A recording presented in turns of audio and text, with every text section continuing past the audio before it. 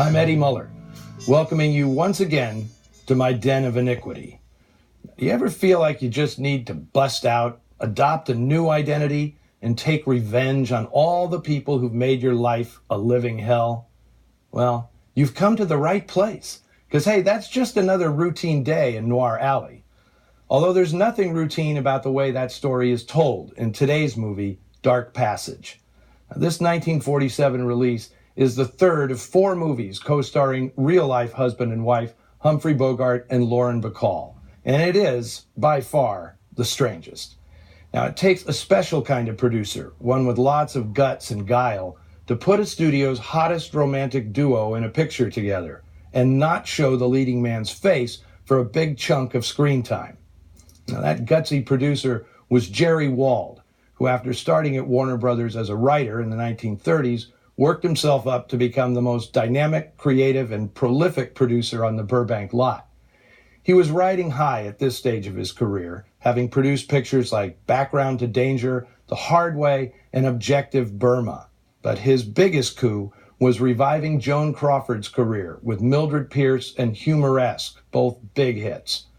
And once a chemical fire was ignited with the casting of 19-year-old Lauren Bacall opposite 45-year-old Humphrey Bogart in To Have and Have Not and The Big Sleep, both of them produced and directed for Warner's by Howard Hawks, Jerry Wald was determined to produce his own picture with the newlyweds, one that would outdo Hawks creatively and at the box office. To that end, he bought the rights to a novel, still in galley form, that had created lots of buzz when serialized in the Saturday Evening Post in 1946. Dark Passage was the second book by a young Philadelphia writer named David Goodis, but it was his first crack at a crime novel, and some enthusiastic reviewers touted him as heir apparent to the great Dashiell Hammett. Now, such comparisons no doubt spurred Jerry Wald's interest, since it was Hammett's classic, The Maltese Falcon, that helped propel Bogart to stardom just a few years earlier. And over the objections of more penny-pinching executives, Wald arranged to pay Goodis a hefty $25 grand for the film rights to Dark Passage, a tidy sum for a fledgling novelist. Wald then summoned the reclusive and eccentric writer to Hollywood, setting him up with an office on the Warner lot. Wald and Goodis got on famously.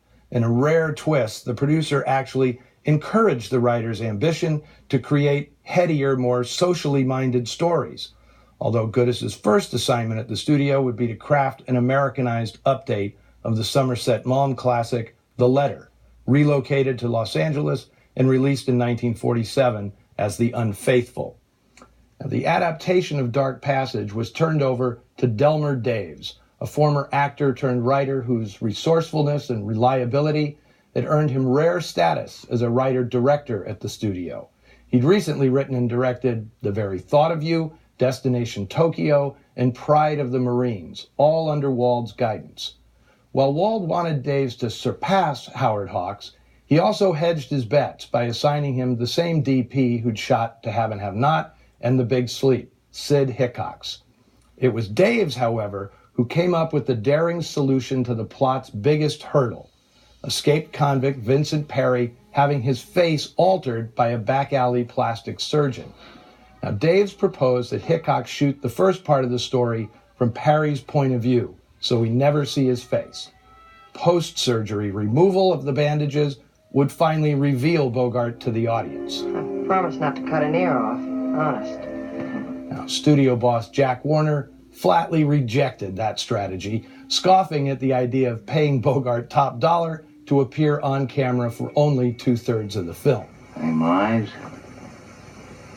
same nose, same hair.